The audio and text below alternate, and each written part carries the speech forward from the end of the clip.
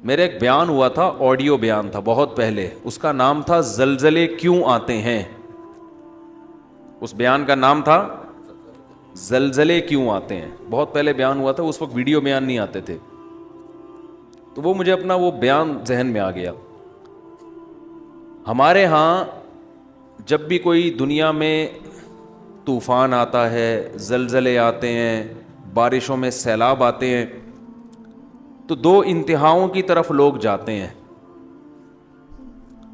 ایک انتہا تو ہے جو لبرلزم لوگ ہیں, لبرلزم کو فالو کرنے والے لوگ, جو لبرل نام نہاد لبرل لوگ, وہ کیا کہتے ہیں بھائی یہ قدرت کا نیچر کا ایک سسٹم ہے, کسی بھی وقت کچھ بھی ہو سکتا ہے, لہذا اس میں اپنے گناہوں سے توبہ کرنا, اللہ کے سامنے گڑ گڑانا, ان تکلفات کی بالکل بھی ضرورت نہیں. چاہے کرونا ہے یا کوئی بھی وبائیں ہیں, اس کا خدا کے عذاب سے کوئی تعلق نہیں ہے.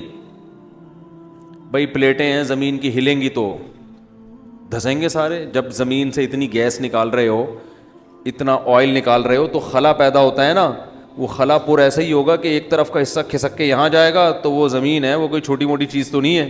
جب ادھر سے کھسک کے گیا تو 2-4 پہاڑ دائیں بائیں ہو گئے. جب 2-4 پہاڑ دائیں بائیں ہوئے تو وہ باقی ایڈجسٹ کرنے کے لیے وہ بھی کھسک جاتے ہیں. تو کھسکتے کھسکتے دہلی سے زلزلہ چلا تھا اور پہنچتا کہاں تک ہے, لاہور تک, اور درمیان میں بہت سے لوگوں کو لقمہ اجل بناتا ہوا جاتا ہے. تو وہ کہتے ہیں ایک تو سائنٹیفک حقیقت ہے, اس کا خدا کے عذاب سے اور ثواب سے کیا تعلق ہے بھائی. کیا کریں یار, پھر وہی باتیں اب سمجھانا مشکل ہو رہا ہے. وہ کہہ رہے ہیں سیلاب جو آتا ہے نا, یہ دریا کا پانی امڑ آیا اور گاؤں کے گاؤں پی گیا, اس کا کسی کے نیک اور برے ہونے سے کوئی تعلق نہیں ہے, نہ اس میں خدا سے توبہ استغفار کرنے کی ضرورت ہے. جو نام نہاد لبرل ہے وہ یہی کہتے ہیں اس میں توبہ کی کیا ضرورت ہے. بھائی یہ تو گلیشیئر پگھل گیا تھا, گرمی زیادہ پڑی تھی, تو پگھل جب جائے گا تو ظاہر ہے دریا میں پانی زیادہ آئے گا. جب پانی آئے گا تو ظاہر ہے سائڈوں پہ نکلے گا, جب سائڈوں پہ نکلے گا تو وہ جو بھی سائڈ پہ بیٹھا ہوا ہوگا اس کو بہا کے لے جائے گا. اس سے کیا تعلق کہ اس نے تہجد پڑھ کے بیٹھا ہوا ہے یا گناہ کر کے بیٹھا ہوا ہے, اس کا اس سے کیا تعلق ہے کہ وہ بد نظری کرتا تھا, سود کھاتا تھا. یہ مولوی لوگ تمہیں خم میں ڈراتے ہیں, دیکھو وہ گاؤں کے لوگ سود کھاتے تھے, عذاب آیا اور سیلاب پانی بہا کے لے گیا. اس کا اس سے کیا تعلق ہے. اس لیے توبہ وبہ کرنے کی ضرورت نہیں ہے. یہ بھی ایک انتہا ہے. دوسری انتہا جو بعض مذہبی لوگ کرتے ہیں, وہ انتہا یہ ہے کہ ہر قدرتی آفت کو کسی گناہ کا نتیجہ قرار دیتے ہیں. یہ بھی 100% غلط ہے. نہ قرآن کی یہ تعلیمات ہے, نہ نبی صلی اللہ علیہ وسلم کی یہ تعلیمات ہے. ہمیں پتہ چلتا ہے اسلامی تاریخ سے, قرآن و سنت سے, کہ بہت سے نیک لوگوں پر بھی عذاب آئے ہیں. مدینہ منورہ میں قحط پڑ گیا تھا, لوگ بھوک پیاس سے مرنا شروع ہو گئے تھے. حضرت عمر کا دور خلافت تھا. اس سے اچھا دور کائنات میں آ سکتا ہے؟ قحط پڑا ہے, طاعون کی بیماری پھیلی, 25,000 صحابہ اور تابعین لقمہ اجل بن گئے, جو اس وقت دنیا کے بہترین لوگ تھے, مگر وبا پھیلی ہے اور ہزاروں لوگوں کو اس نے لپیٹ لیا, جن میں زیادہ تر صحابہ اور تابعین تھے. نہیں آ رہی بات میرا خیال. تو یہ کہنا کہ وہاں زلزلہ جو آیا تھا تو اصل میں وہاں اس قسم کے لوگ رہتے تھے اس لیے آیا تھا, تو کوئی بھی جب قدرتی آفت آتی ہے اللہ کی طرف سے, اس کو لازمی کسی گناہ کا نتیجہ قرار دینا, یہ بھی قرآن و سنت کی تعلیم کے خلاف ہے. آفتیں نیک لوگوں پر بھی آتی ہیں اور برے لوگوں پر بھی آتی ہیں.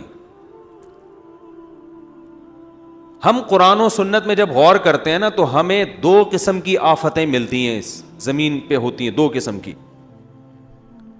ایک آفت تو وہ قرآن نے بیان کی ہے جس میں واقعتاً 100% گناہ کا دخل ہوتا ہے, اور وہ اس عذاب کی کوئی سائنٹیفک لاجک نہیں ہوتی, وہ قدرت نے اپنی طرف سے کام کیا ہوتا ہے جس کا کوئی بظاہر سبب موجود نہیں ہوتا. ایسی آفتیں بھی آئی ہیں, جیسے قوم عاد اور قوم سمود پر جو عذاب آیا, قرآن کے ظاہر سے پتہ یہ چلتا ہے کہ اس عذاب کی کوئی ریزن, یعنی کوئی ریزن کا مطلب کوئی سائنٹیفک لاجک نہیں تھی اس کی. جب اس قوم کی نافرمانی حد سے بڑی ہے اللہ کو غضب آیا, اللہ نے آسمان سے بادل بھیجے, قوم کہنے لگی ھذا عارض ممطرنا, یہ تو گہرے بادل ہیں, ہمیشہ سے آتے ہیں, بارشیں برسیں گی. ان کے پیغمبر نے کہا بل ہوا مستعجلتم بہ, اس سے بارش نہیں برسے گی, اس دفعہ اس بادل سے کیا برسے گا, پتھر برسیں گے. اللہ ہم سب کو پناہ میں رکھے. اور ایسے پتھر برسیں گے تدمر کل شیء بامر ربها, ہر چیز کو اللہ کے حکم سے یہ پتھر توڑ ڈالیں گے. اور ایسی ہوائیں اللہ نے بھیجی کہ 7 دن 8 راتیں, سخرہا علیہم 7 لیال و 8 ایام, 7 راتیں اور 8 دن ایسی ہوا چلے گی کہ جو تمہیں اٹھا کے پٹخ دے گی. اور اللہ فرماتے ہیں کہ انہم اعجاز نخل خاویہ, جیسے کھجوروں کے درخت الٹے پڑے ہوئے ہوتے ہیں نا, ایک ہفتہ طوفان میں جب تھما, ایک ہفتے کے بعد تو وہ لوگ ایسے پٹکے ہوئے پڑے ہوئے تھے, مرے ہوئے, جیسے کھجور کے تنے پڑے ہوئے ہوتے ہیں. لمبے قد کے لوگ تھے. نوح علیہ السلام کی قوم پر جو عذاب آیا, عذاب کے کوئی آثار نہیں تھے. ان کے جو محکمہ موسمیات اس دور کے تھے, وہ جو آثار دیکھ کے بتاتے تھے, ظاہر ہے تو ہر دور میں کچھ لوگ علامتیں دیکھ کے بتاتے ہیں نا, تو وہ کہہ رہے تھے کہ کوئی بارش کی رپورٹ, بولتے کیوں نہیں بھائی, نہیں ہے. تبھی وہ حضرت نوح علیہ السلام کا مذاق اڑاتے تھے. حضرت نوح علیہ السلام جب کشتی تیار کر رہے تھے اللہ کے حکم سے, تو قرآن کہتا ہے کلما مر علیہ ملأ من قومہ سخروا منہ, جب بھی لوگ گزرتے مذاق اڑاتے. اس لیے کہ اس دور کے جو ماہرین تھے, جو بھی موسم کو دیکھ کے اندازہ لگاتے تھے کہ بھئی نہ یہ ایسا مہینہ ہے کہ جس میں بارشیں ہوتی ہیں, نہ دور دور تک ہمیں بارش کی کوئی آثار نظر آ رہے ہیں, تو اچانک اتنی بارش کہ آپ کشتی میں تیرنا شروع کر دیں, ایسی بارش تو ہم نے کبھی زندگی میں دیکھی نہیں ہے. تو وہ فل مذاق اڑا رہے تھے ان کا. سخروا منہ, قرآن کہتا ہے ہمیشہ جب بھی گزرتے مذاق اڑاتے کہ معاذ اللہ ان بے وقوفوں کو دیکھو کہ نہ بارش کا سیزن ہے, نہ بارش کے دور دور کوئی آثار ہیں. اور اگر بالفرض بارش غیر متوقع ہو بھی گئی تو اتنی بارش تو ہم نے زندگی میں کبھی نہیں دیکھی کہ آپ اس میں باقاعدہ کشتیاں بنا کے پہلے سے بیٹھنے کا انتظام کرو, یہ تو حماقت ہے. لیکن نوح علیہ السلام کیا کہتے تھے, اور ان کے ایمان والے کہتے تھے ان تسخروا منا فانا نسخر منکم, ان قریب جیسے تم ہمارا مذاق اڑا رہے ہو نا, ہم تمہارا مذاق اڑائیں گے. کیوں مذاق اس بات کا کہ جو خدا اسباب کے ذریعے بارشیں پیدا کر سکتا ہے, وہ کسی قوم کو عذاب دینے کے لیے بغیر سبب کے بھی عذاب میں مبتلا کر سکتا ہے. جس کی یہ طاقت اور قدرت تم نے دیکھی ہے, جو سمندروں سے پانی اڑا کے آسمان پہ لے جا کے برسا سکتا ہے. اس نے ایک چکر, ایک سائیکل چل رہا ہے, تو وہ سائیکل کا محتاج نہیں ہے, وہ ویسے بھی اٹھا کے برسا سکتا ہے. جس نے آدم اور حوا کو بغیر باپ اور ماں کے پیدا کر دیا, تو اب آپ یہ دیکھو کہ بغیر ماں باپ کے بچہ پیدا ہو ہی نہیں سکتا. تو آپ کہو کہ بھئی اب ناممکن ہے, تو اللہ کے لیے ناممکن تھوڑی ہے. اللہ نے تو آدم اور حوا کو بغیر باپ اور بغیر ماں کے پیدا کر کے دکھایا اللہ نے, تو اس اللہ کے لیے تھوڑی مشکل ہے. تو مذاق تو ہم تمہارا اڑائیں گے کہ تمہیں اس خدا کی باتوں پہ یقین نہیں آ رہا. تو یہ وہ عذاب تھا جو اس دور کے سائنسدان, کیا اس دور کے سائنسدان بھی اس کی لاجک تلاش نہیں کر سکتے. دنیا میں ایسے بہت دفعہ ہوا ہے. لوط علیہ السلام کی قوم پہ پتھروں کی بارش ہوئی ہے, اور اللہ نے زمین کو اٹھا کے الٹا کر کے پٹخ دیا. اس کی کوئی لاجک نہیں ہے. یہ بھی ممکن ہے کہ ہو لاجک, اللہ نے لاجک پیدا کر دی ہو, کوئی وجہ پیدا کر دی ہو, لیکن ضروری نہیں ہے. اللہ یہاں اسباب کا محتاج نہیں ہے. تو ایک عذاب تو وہ ہوتا ہے جو بغیر کسی سبب کے اچانک مسلط ہو جاتا ہے, جس میں سائنسدان بھی حیران ہوتے ہیں, وہ کہتے ہیں ہمیں سمجھ میں نہیں آ رہا.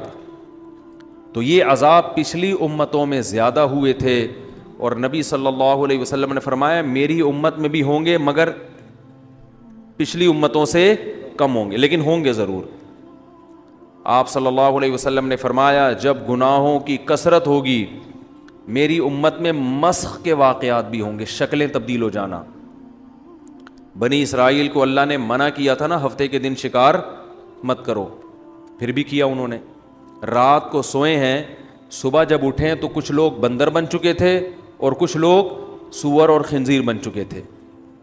یہ چیز سائنسدانوں کی سمجھ سے بولو بھائی باہر.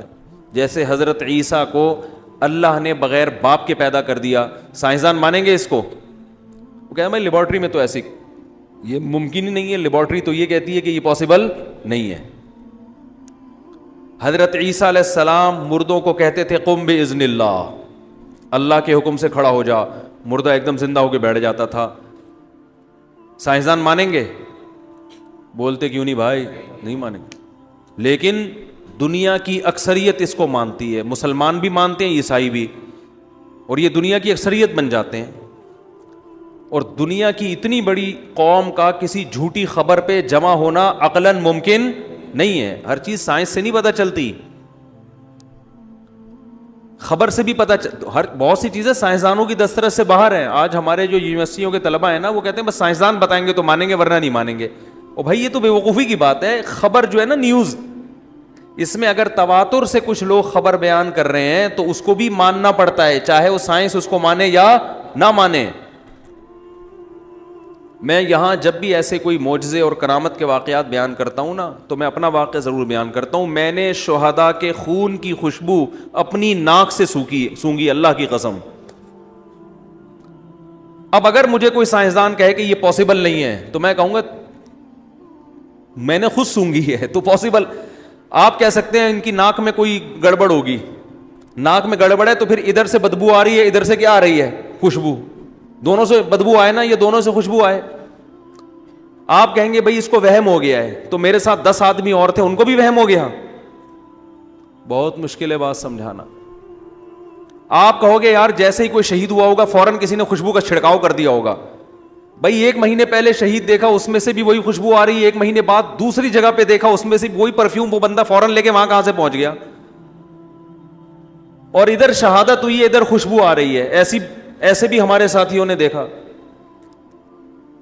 تو نہ کوئی اسپرے لے کے کھڑا ہوا ہے. اور چلو اس کو چھوڑ دو، ریڈ کراس ایک NGO ہے، اس کو تو مانتے ہو نا. ریڈ کراس کی جو آفیشیل ویب سائٹ ہے اس پہ میں نے خود پڑھی یہ خبر، پہلے اخباروں میں آئی تھی، میں نے کہا اخباروں کا پر اعتماد نہیں کیا جا سکتا.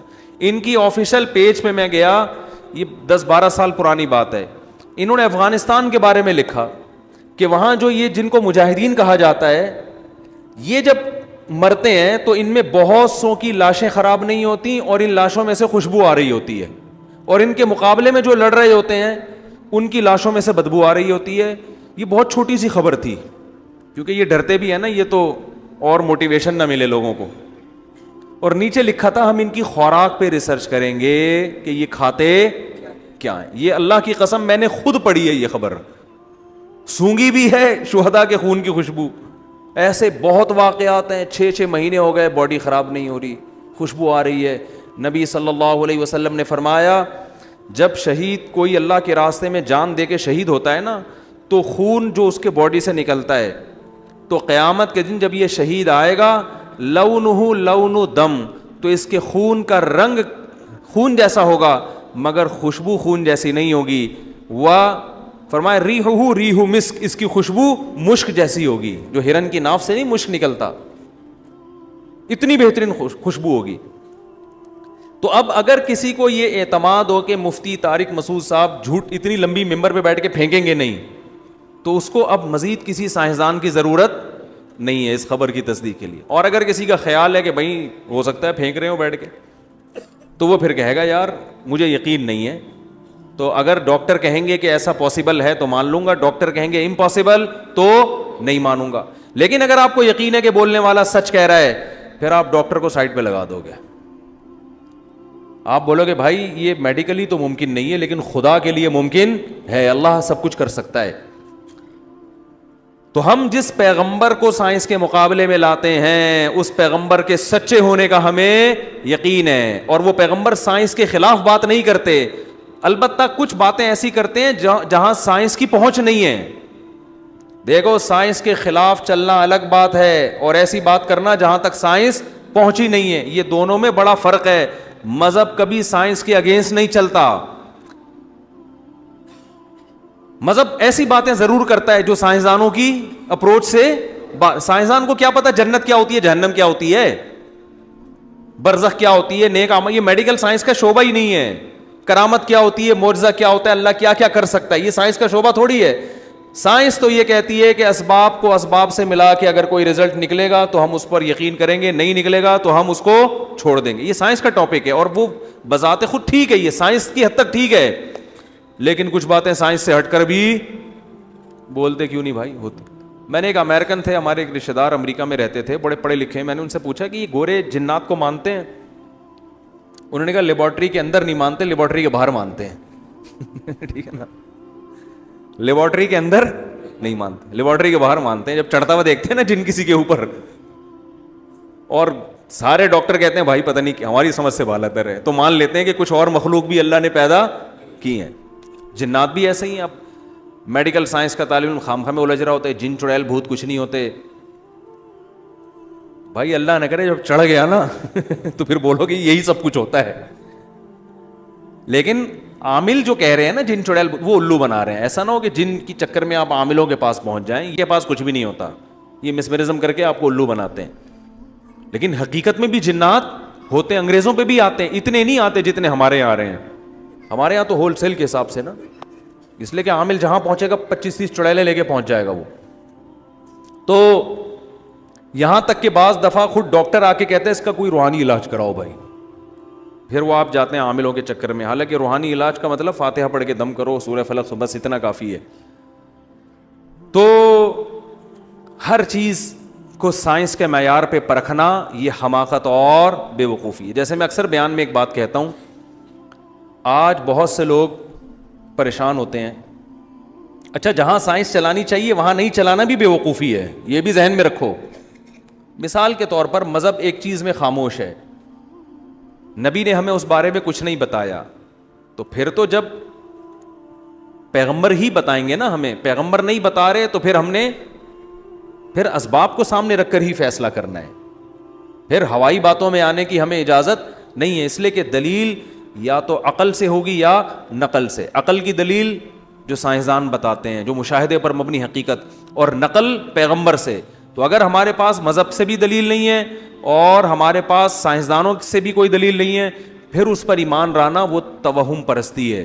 کیونکہ ہم بہت ساری چیزیں ایسی مانتے ہیں جو نہ ہمیں مذہب نے بتائیں اور نہ ہمیں سائنسی حقیقت سے پتہ چلتی ہیں. وہ ہماری اپنے باپ دادا کی کچھ رسومات ہوتی ہیں، وہ ہمارے اپنے خیالات ہوتے ہیں، وہ روحانی عاملوں کی فضول بکواسات ہوتی ہیں. جیسے ہمزاد ہوتا ہے، موکل ہوتا ہے، یہ ٹوپی ڈرامے ہیں. ہمزاد موکل کچھ بھی نہیں ہوتا، سمجھ رہے ہو؟ نہ کوئی حسار وسار، یہ سب فضول باتیں ہیں. ہمزاد ومزاد میں لوگوں سے کہتا ہوں ٹوٹل آپ جتنے ہو نا اتنے ہی ہو، آپ کے ساتھ کوئی دوسرا ہمزاد نہیں ہے. آپ کا نام اگر وسیم ہے تو ٹوٹل سر کے بال سے لے کے پاؤں کے ناخن تک جتنے ہو ٹوٹل یہیں سے شروع ہو کے یہیں ختم ہو رہے ہو. کوئی آپ کے ساتھ موکل ہمزاد نام کی کوئی چیز نہیں ہے. یہ عاملوں کی فضول باتیں ہیں لوگوں کو الو بنانے کے لیے نا، کہ ہم نے تمہارے ہمزاد پہ قبضہ کر لیا ہے، موکل چھوڑے ہوئے ہم نے تمہارے اوپر. تو کچھ بھی نہیں ہے. ہاں جنات ہوتے ہیں، وہ ہر انسان کے ساتھ ہوتے ہیں، فرشتے بھی ہوتے ہیں، جنات بھی ہوتے ہیں. تو ہونے دو، ہماری صحت سے کوئی فرق، ہم نے تو وہی کرنا ہے جو ہماری کھوپڑی میں آ رہا ہے. جنات نقصان پہنچانے کی کوشش کرتے ہیں، فرشتے نقصان سے بچانے کی کوشش کرتے ہیں. قرآن کہتے ہیں لہو معقبات من بین یدیہ ومن خلفہ یحفظونہ من امر اللہ. بہت سے فرشتے ہیں جو ہماری حفاظت میں لگے ہوئے ہیں. دیکھو جیسے ہماری باڈی پہ جرمز حملہ کرتے ہیں نا، تو اللہ نے ہمارا اندرونی نظام بنایا ہوا ہے. ہمارے اندر کے جراثیم ان باہر کے جراثیم سے ہر وقت لڑ رہے ہوتے ہیں. مرتے ہی ہماری ڈیڈ باڈی ایک دم سڑنا کیوں شروع ہو جاتی ہے پتہ ہے آپ کو؟ ارے جیسے ہی مرتے ہیں فوراً باڈی سڑتی ہے نا. وجہ کیا ہے؟ اندر کے جراثیم میں اب لڑنے کی طاقت ختم، لہذا باہر کے جراثیم حملہ کرتے سڑا دیتے ہیں، ہمیں کھا کے ختم کر دیتے ہیں.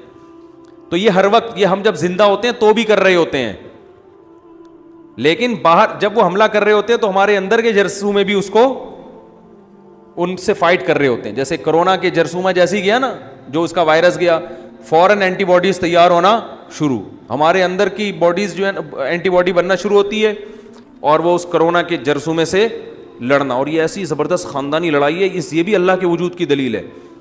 جس ڈیزائن کا وائرس بنتا ہے نا باڈی میں، ہماری باڈی اسی ڈیزائن کا وائرس بنا کے مارتی ہے اس کو.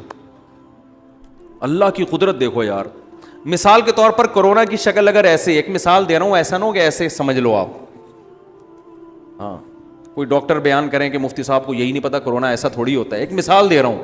اگر اس طرح شیپ میں ہے نا تو ہماری باڈی جو وائرس بنائے گی نا لڑنے کے لیے وہ بھی اس شکل میں ہوگا تاکہ اس میں پھنس جائے جا کے. وہ نہیں آ رہی سمجھ میں. دیکھو جب کوئی آپ سے لڑنے کے لیے پنجہ یوں بناتا ہے تو آپ اس کے پنجے کو پکڑنے کے لیے یوں بناؤ گے؟ ایسے ہی پنجہ بناؤ گے, اسی اسٹائل سے کھولو گے تاکہ اس میں کیا ہو جائے, پھنس جائے. تو جس ڈیزائن کا وائرس حملہ کرتا ہے ہماری باڈی اسی ڈیزائن کا وائرس بنا کے اس کو کیا کرتی ہے, پکڑ لیتی ہے. یہ اللہ کا نظام ہے, یہ خود اللہ کے وجود کی ایک دلیل ہے. باڈی کو کہاں سے پتہ چل گیا تھا ایسا وائرس آئے گا تو ایسا بنانا ہے؟ اللہ نے ایسا سسٹم آٹومیٹیکلی لگا دیا ہماری باڈی میں کہ, اور یہ 24 گھنٹے پھڈا چلتا رہتا ہے. ہر وقت جرسوں میں حملہ کر رہے ہیں ہمارے والے, توپیں چلا رہے ہیں, 24 گھنٹے بارڈر پہ لڑائی ہو رہی ہے.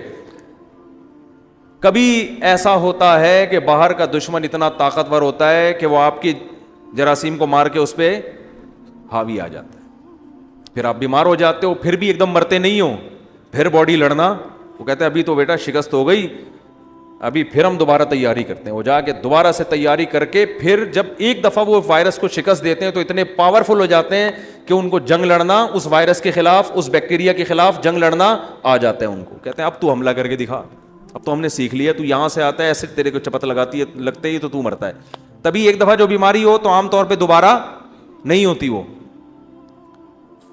اور بعض دفعہ یہ ہوتا ہے کہ وہ اتنا پاورفل حملہ ہوتا ہے کہ آدمی وہ باڈی اس کا لڑ نہیں سکتی, اور بالآخر انا للہ و انا الیہ راجعون. جیسے ہی انا للہ ہوا سارے جراثیم کی عید ہو جاتی ہے جو حملہ کرتے ہیں نا, اوے اب تو بھائی اس کے جرثومے میں کیا ہو گئے, اب تو لڑنے کی طاقت ہی نہیں. وہ ایسا حملہ کرتے ہیں کہ وہی اتنے خوبصورت چمکتا ہوا انسان, ادھر سے آنکھ ابلنا شروع, ادھر سے کان اور منہ پھٹنا شروع اور سڑنا شروع.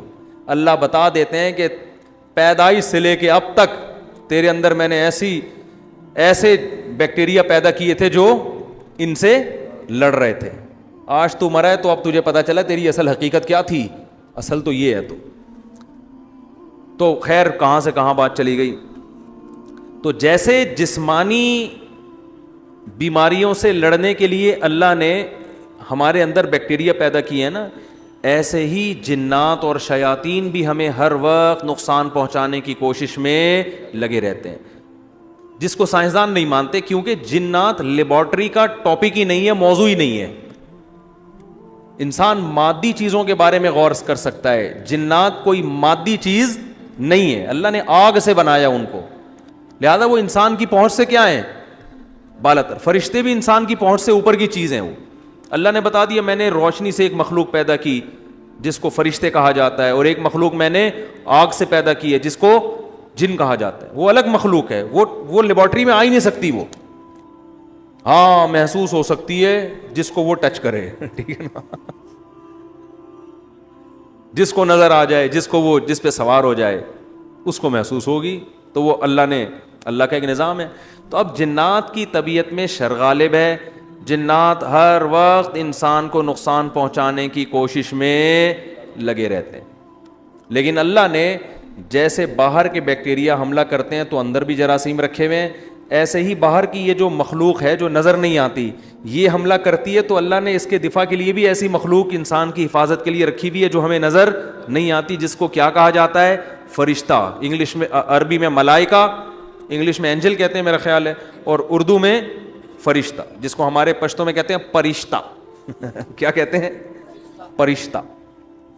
وہ پرشتے سے مجھے یاد آیا, یہ مجھے لفظ کیوں یاد آیا, وہ ہمارے ایک دوست تھے جماعت میں گئے ہوئے تھے وزیرستان کی طرف, تو وہ کہتے ہیں کہ وہ ان کے گھر اتنے بڑے بڑے ہوتے ہیں, کہہ رہے ہیں ہمارے تو تصور میں نہیں تھا اتنا بڑا گھر بھی کسی کا ہو سکتا ہے. تو کہہ رہے ہیں میں گیٹ کے اندر چلا گیا غلطی سے, میں سمجھا کوئی بھائی ہے, کوئی گھر نہیں ہے, یہ ویسے ہی کوئی گراؤنڈ ہے, کچھ بھی ہے.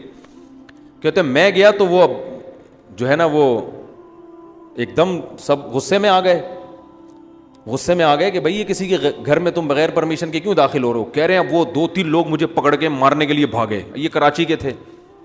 کہہ رہے ہیں وہ شکر ہے ہمارے جماعت کے ساتھی وہ بھی یہیں کے, انہوں نے کہا مت مارو, پرشتہ ہے پرشتہ, یہ بری نیت سے نہیں جا رہا ہے بھائی, یہ تو وہ کہتے ہیں انہوں نے 2-3 دن اعمال دیکھے نا ان کے کہ یہ نیک آدمی ہے, تو کہنے لگے اس کو مت مارو, یہ پرشتہ ہے پرشتہ.